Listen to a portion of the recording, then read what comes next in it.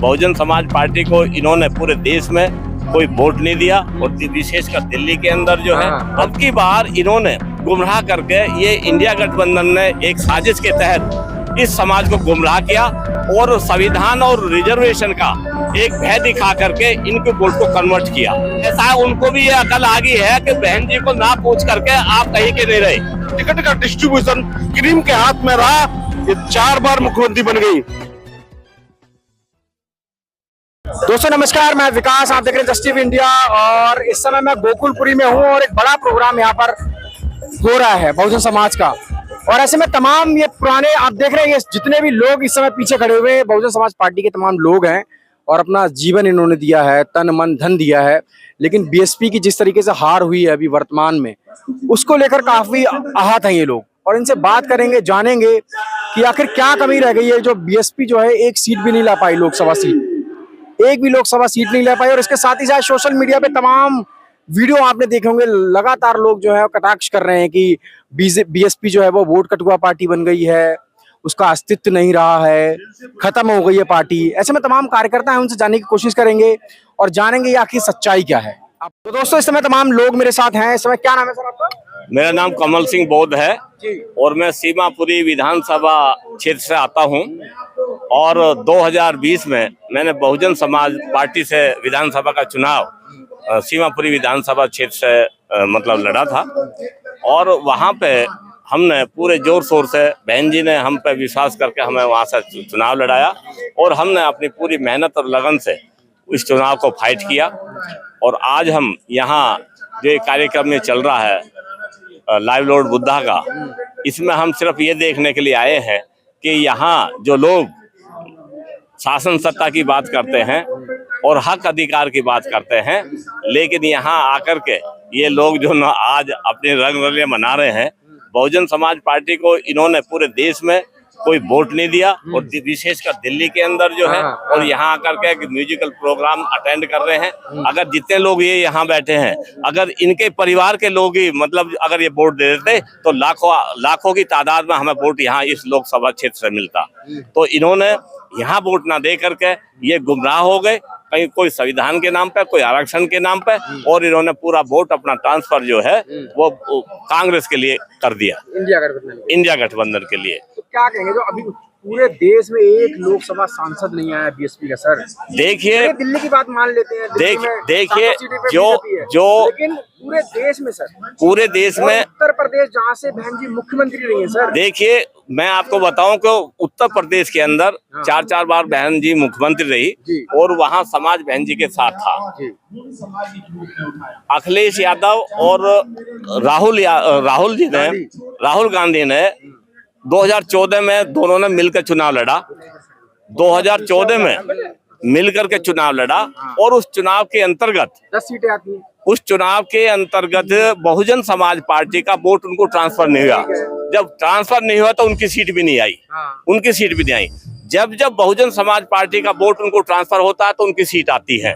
तो अब की बार इन्होंने गुमराह करके ये इंडिया गठबंधन ने एक साजिश के तहत इस समाज को गुमराह किया और संविधान और रिजर्वेशन का एक भय दिखा करके इनके वोट को कन्वर्ट किया और हमारे लोग मिसगाइड हुए और अपनी वोट को उधर ट्रांसफर कर दिया।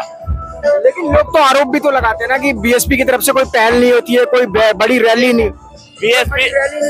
बीएसपी की तरफ से हर एक लोकसभा क्षेत्र में मंडल वाइज मीटिंग की गई और बहन जी ने अपने पूरे प्रयास से, बहन जी का जो दायित्व है, जो लीडर है बहन जी बहुजन समाज पार्टी की, उस दायित्व को निभाते हुए हर एक आदमी को उसके समीकरण के आधार पर उनको टिकट दिया। लेकिन उस समाज के लोगों ने भी उनको वोट नहीं दिया। लेकिन समाजवादी पार्टी के तमाम लोग आरोप लगा रहे हैं कि हमारी जो 10 सीटें और बढ़ सकती थी वो बहन जी की वजह से नहीं आई है। ऐसा समाजवादी पार्टी के जो आरोप है, समाजवादी पार्टी ने तो ये भी कहा था कि अगर बहन जी गठबंधन में आती है तो हम बाहर हो जाएंगे। वो कह रहे कि मतलब अगर ये 10 सीटें आ जाती तो इंडिया गठबंधन की सरकार बन जाती। ऐसा उनको भी ये अकल आ गई है कि बहन जी को ना पूछ करके आप कहीं के नहीं रहे।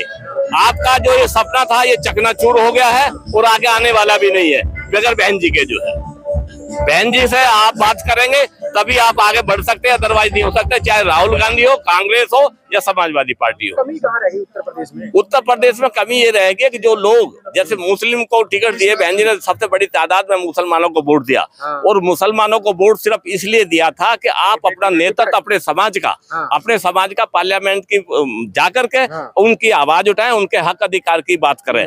लेकिन उन्होंने गुमराह होकर के अपना नेतृत्व स्वीकार नहीं किया, लेकिन दूसरे के यहाँ जाकर के गुलामी करने के लिए वोट दिया। आप कहना चाह रहे हैं कि जितना भी वोट था वो सपा को चला गया? सपा को चला गया और कांग्रेस को चला गया।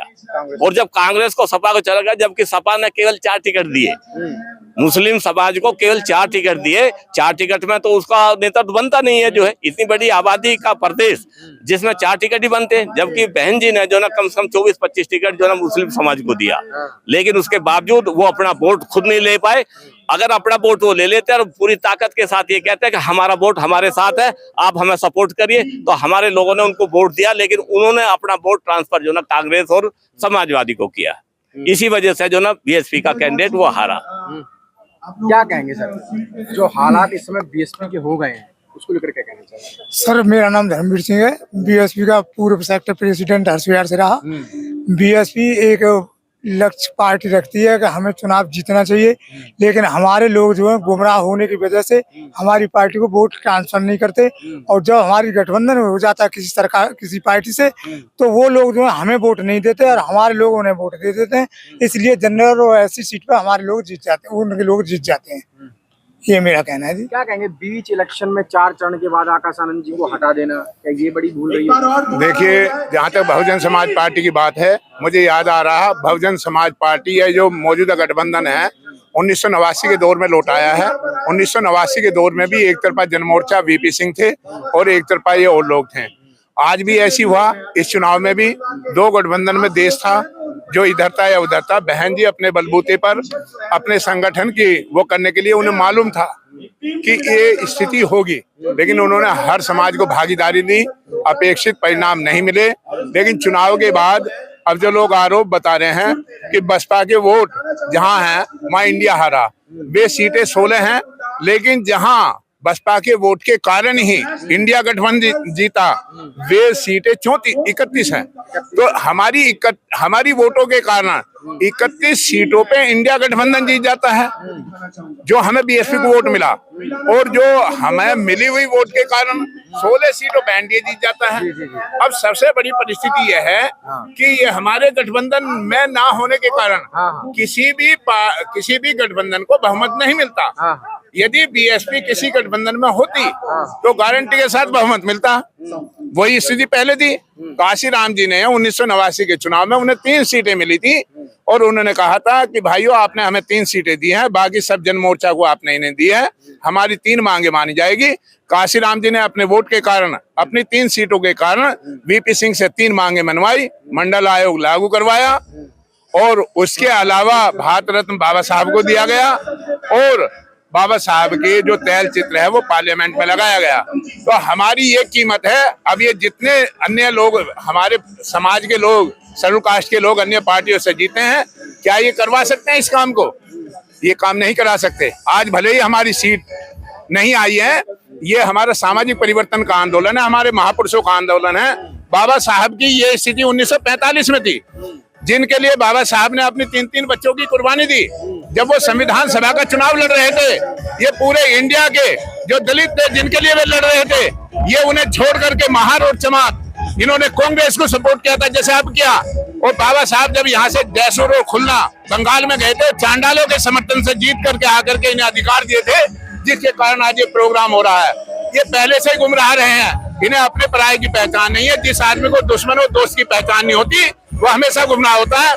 बाबा साहब को इन्होंने संविधान सभा में वो अपने दिमाग से गए, लोकसभा में इन्होंने नहीं जाने दिया, महारों ने और चमारों ने, शेड्यूल कास्ट के लोगों ने जिनकी उन्होंने लड़ाई लड़ी, इन्होंने ही काशीराम को नहीं जाने दिया, और ये बहन जी को भी नहीं जाने दे रहे। ये अपने नेतृत्व में विश्वास नहीं करते, ये अपने आदमी का सम्मान नहीं करते, ये दूसरे के तलवे चाटने में विश्वास करते हैं। तो मेरा तो अनुरोध है कि मेरे समाज के और नवयुवक हमारे साथ कम जुड़ा है, ये पुराने कार्यकर्ता हैं, इनमें कुछ बुजुर्ग हो गए, कुछ थक गए, कुछ मर गए। हमारा काडर पुराना खत्म हो चुका है, नए लोग आएंगे, नए कैडर की जरूरत है। अभी मैं यहाँ देख रहा प्रोग्राम में 90% बुजुर्ग लोग हैं।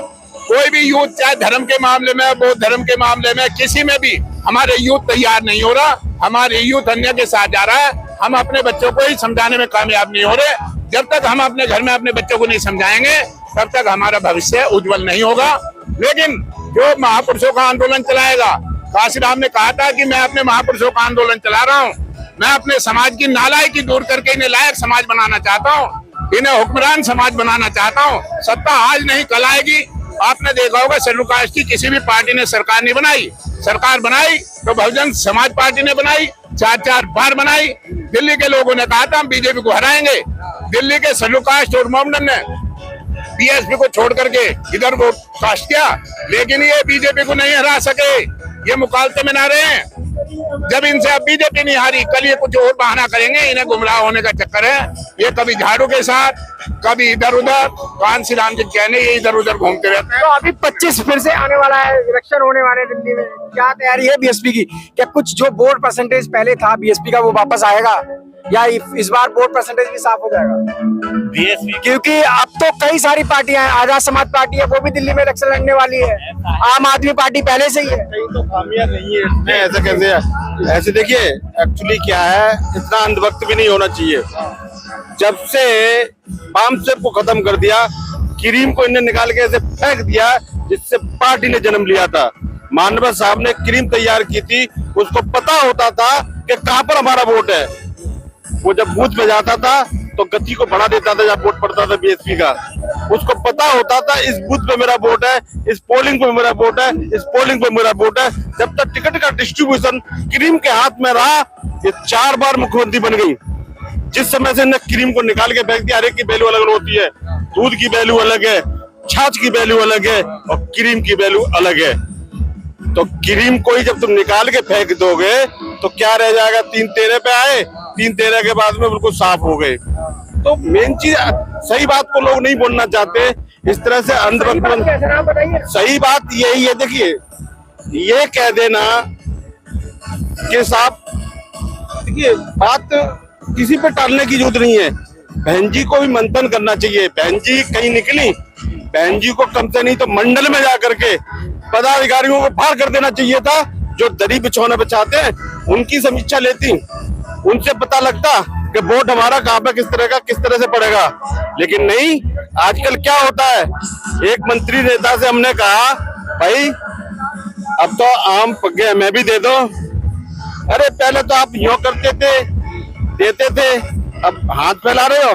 मैंने कहा भाई पौधा हमने लगाया, बड़ा हमने किया, सिंचाई हमने की, चाहे 1 रुपए से की, चाहे 50 पैसे से की। जब फल आ गए तो मन तो करता है फल हमें भी दे दो। तो वो कहते पहले यूं ही करते रहे, उन्हें देते ही रहे। तो क्रीम को जब निकाल दिया, वैल्यू नहीं समझी क्रीम है। एक को नाम बताइए।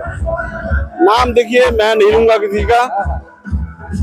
वो चीज जो समीक्षा होनी चाहिए वो बहन जी ने नहीं की, उनको गुमराह किया गया। ये कह देना कि साहब वो मिश्रा कर रहा है, ऐसा नहीं है, या फला कर रहा है, ऐसा नहीं है। वोट तो हमें हर एक का चाहिए। एक समाज के वोट से किसी की विजय हासिल नहीं होती है। जब तक उस क्रीम को वापस सफाई के साथ नहीं लेके आएंगे तब तक यही हार रहेगा। कितने अंधभक्त बन लो, कितने विचार रख दो। मैं doctor RS Amit, government DD news में खुद हूँ, मैं टेक्निकल डायरेक्टर हूँ। मैं तो देखता हूँ भाई, एक नागनाथ है, एक सांपनाथ, एक बिच्छू तैयार हो गया हमारे लिए। कितने कीड़े तैयार कर रहे हो तुम, कितने तुम मतलब भयंकर जीवों को तैयार कर अपने लिए कर रहे हो ना। तो ये गलती किसकी है? हम दूसरे पर उंगली उठाते हैं। 24 में फिर से 7 दिन का हो गया, तो खत्म हो रहा था बिल्कुल। 24 में फिर से 7 दिन का हो गया। नहीं, हमें तो खुशी ऐसी है कि एक हमें सब्स्टिट्यूट मिल गया है। हम नाम किसी का नहीं ले रहे, हमें एक सब्स्टिट्यूट मिल गया है। हम एक सब्स्टिट्यूट हमें मिल गया है, चाहे वो किसी रूप में हो। चंद्रशेखर क्यों कह रहे हैं? क्या एक और नहीं था जिसको प्रभात से आप जोड़ रहे थे? उसकी BBC लंदन का पूरे वर्ल्ड से खबरें आने लगी थी, कोई बच्चा आया है, ताकतवर है। तो कुछ सोचना चाहिए भाई, किसी को डिसीजन लेने से पहले। इलेक्शन के दौरान हटा देना, उत्तराधिकार पद से भी हटा देना। उन्होंने तो ये सोच लिया कि पहले क्रीम को धक्का मार दिया तो क्रीम नाराज ना हो जाए, फलाना हो जाए, तो इसको भी हटा दो। इससे काम नहीं चलना है। उसका वाकई देखिए, जो स्वच्छ अच्छा बोलता है ना, कड़वा बोलता है वो बुरा जरूर होता है। कड़वी दवाई भी होती है जो कैंसर जैसे रोग को ठीक करती है। जो मीठा होता है ना, मीठा, वो हमारे अंदर के ऑर्गन को खत्म कर देता है, उसके बाद पता चलता है। तो जो कड़वा बोल रहा था उसने तुमने अपने खून के अंश को तुमने निकाल के बाहर कर दिया। विदेशों से अच्छी खबरें आ रही थी, जब निकाल दोगे रह क्या गया तुम्हारे पास? पेड़ बढ़ता मानते हैं कि डालियां काटोगे नहीं तो आगे कैसे बढ़ेगा, लेकिन तुमने वो डाली भी काट डाली जिसकी अहमियत थी, जिसे फल लगे हुए थे, तो फिर कहाँ से आगे बढ़ोगे बताओ? तो क्या लग रहा है आने वाले भविष्य में क्या होगा? आने वाले भविष्य में जब तक ये वामसेप को पुनः चंडेल युवा के रूप में तैयार नहीं करते हैं, कुछ नहीं होना है, ये निश्चित है। क्योंकि अब वामसेप नहीं बन गई है, 19 वामसेप तैयार हो गई है, लेकिन उनसे हमें क्या मतलब है? हमें तो मानवर साहब वाली वामसेप चाहिए, वो वामसेप चाहिए। उस वामसेप आज भी बन सकती है।